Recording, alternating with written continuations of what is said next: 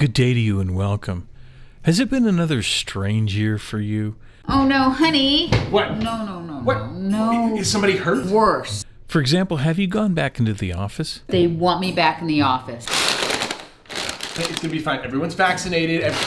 Everyone is tested negative. It's gonna be safe. No, I'm not worried about that. Okay. I'm gonna have to make some serious adjustments. Such as? Sorry. Kim? That's gonna be a problem. Can't you just hold it in? Whatever muscles are used to hold farts in have completely atrophied. Okay? But it's gonna be fine. I've got this. What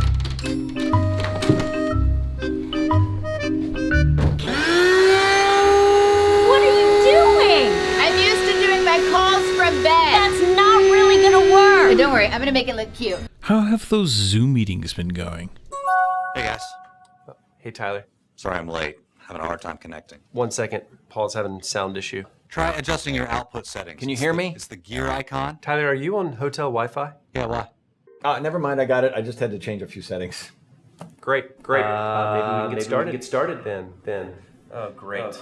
Tyler, do you have that financial report? Well, it's been the last few weeks updating our books, and I got some great news for you. Schedule from this point last year. We had a great Q1. Hey, Trip, I think we lost Tyler. Yeah. Okay, everyone, I know some of you have to leave soon, but I just wanted to go over a couple of the queries before. Okay, excuse me. My wife's out of town this week. Daddy's, I'm so sorry. By chance, have you flown anywhere this year?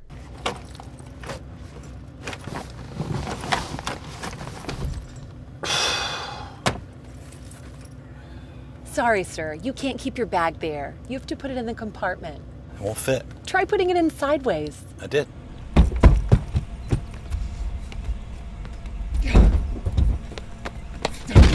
Ladies and gentlemen, there seems to be a small problem with the sunglasses compartment in the center console. We should have that problem fixed momentarily, and we'll be on our way. Thanks for your patience. Can you put that in airplane mode for me? It is.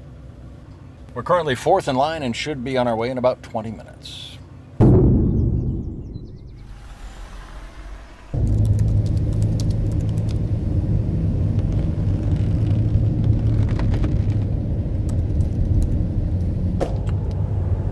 Ma'am, can I give you this trash? Oh, I'll be back shortly for trash. But it's not trash time!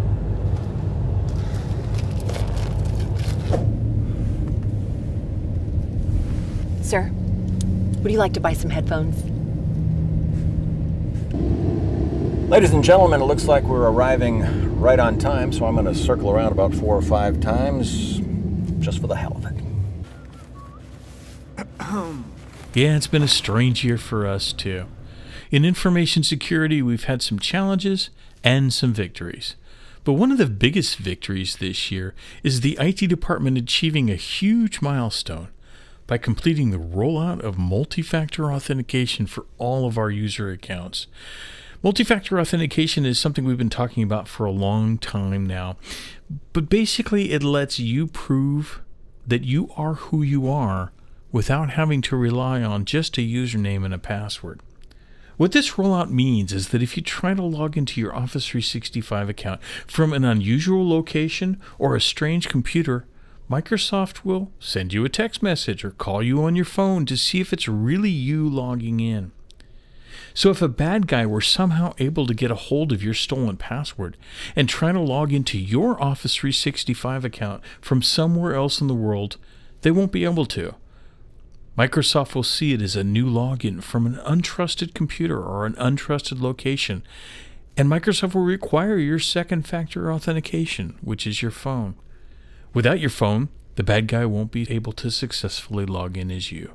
This makes a huge difference, as account compromise has been a big contributor to a lot of serious incidents we've dealt with this past year.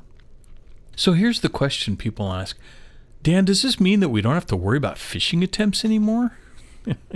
Yeah, don't we wish, huh? Remember that phishing attacks do try to get you to give up your password, but they can also do so much more, like infect your computer and your coworkers' computers with ransomware. They can trick you into doing a number of things that will cost you money, time, and maybe even your identity. I want to show you something kind of scary but also kind of cool. I want to show you how a bad guy can intercept your login and your login session if you fall for a certain phishing attempt, and why it's one of the many reasons we must remain vigilant against this kind of trickery. Here's how it works. The video of this attack I am using here is from our phishing vendor. Here the victim's name is Kevin. Kevin receives an email with a Let's Connect invitation claiming to be from LinkedIn. However, if you look really closely, which you should always do, you'll see it's not really from LinkedIn. Falling for the fish, he clicks on the Interested button and something fascinating happens. It takes him to a fake web page that the bad guy controls that looks exactly like the real LinkedIn page. You see, the bad guy is sitting in the middle between Kevin's computer and the real LinkedIn site. Anything that Kevin tries to send to the real LinkedIn site gets sent from Kevin's browser through the bad guy's fake LinkedIn site and then ultimately onto the real one. So anything sent through this connection is available for the bad guy to see and intercept. In this example, Kevin enters his LinkedIn username and password. The bad guy then captures that username and password and forwards it to the real LinkedIn site at the same time. Now, Kevin is smart and he set up multi-factor authentication on his LinkedIn account. So when LinkedIn sees that his login name and password are correct, LinkedIn sends a text to his phone with his login code that is used to verify that it is really Kevin logging in. Kevin receives this code and enters the code. The bad guy then forwards that code to the real LinkedIn site, and the real LinkedIn site logs Kevin in. The bad guy, however, has gotten some really useful information in the meantime.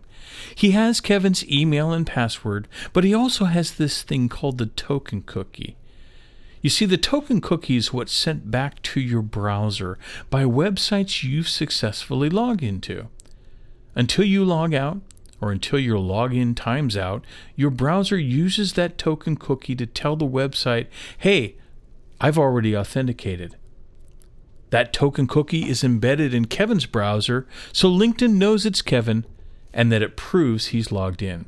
However, since the bad guy has intercepted Kevin's login, he or she also has a copy of Kevin's token cookie that they can use too.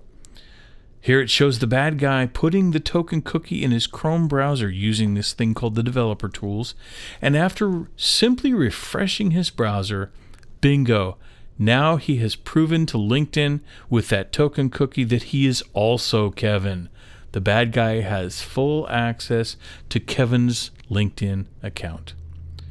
The important lesson here is that we still need to be vigilant and careful. Multi-factor authentication protects us in a lot of great ways, but bad guys can still trick us into giving them access to our accounts. So as always, remember, if you receive something you didn't expect and it asks you to open an unknown attachment or click on a link, log in or take any action in any manner, verify it first. If you know the sender, call them on the phone and ask them if they intended to send it. Don't reply to the email because we've seen attackers in control of email accounts providing some very friendly and nice responses. Remember that you can also forward any suspicious email to security for analysis. If it's from a site like LinkedIn or any of the other websites you normally use, don't use the link in the email. Instead, go directly to the real LinkedIn.com or gmail.com or amazon.com or whatever it is. Use your browser's known trusted bookmarks instead. If you have to use that particular link in the email, hover your mouse over the link and look closely at it. Verify beyond a doubt that it takes you to the real site before clicking. Let's finish up today by examining a couple of phishing emails. Here's an email that claims to be from Amazon. Examine this email closely. Look at the sender and the link. Is this real or a phishing attempt? This one is a phishing attempt, and here's why. The sender is Amazon at account-activity.com, not Amazon.com. In this instance, the sender is using a fake email account and is trying to get you to not see it. Also, if we hover over but not click on the links in the email, we can see that the first part of the link goes to cnn.compromisedblog.com. Definitely not an Amazon site. Remember that anything after https : and then the 2 forward slashes, anything after that and before the next / is the destination host that the link is sending you to. Here's another one. What would you do if you received this email? This email is someone pretending to be our CAO. Now notice that the email isn't from his email address, but rather from someone in Bolivia since it ends in .bo. But even if the email address was legitimate or you didn't notice it, what should you do? If you said, "Don't reply to this, instead call and see if it's legitimate," you answered correctly. What these type of emails try to get you to feel is that this is an urgent request from someone important needing your immediate attention.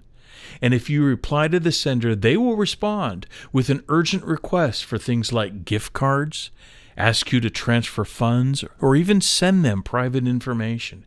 If you see one of these that you aren't sure about, never reply to the original email. Always contact the apparent sender through a different channel, either phone or text message, and verify it's legitimate. Of course, in this example, we would just ignore it because of the fake email address, and we'd probably notify downtown that our CAO's name was being used in vain.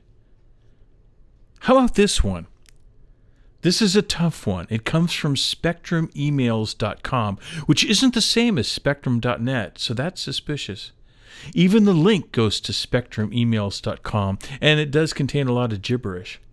Unfortunately, though, lots of vendors use these type of emails to communicate, and I really wish they wouldn't, but this one is in fact legitimate. However, because we aren't sure about it, what should we do? That's right. We'll use our bookmark to Spectrum and log in that way because it's our trusted way of accessing them. Then from there, we can look at our statement. Nice work, everyone. That's it for this training session. Wait, what? Oh, you say something's missing from this presentation? Okay, yeah, I got you covered. To take us out, here's a video of a cat saving a baby from falling down the stairs because, well, that's what cats do.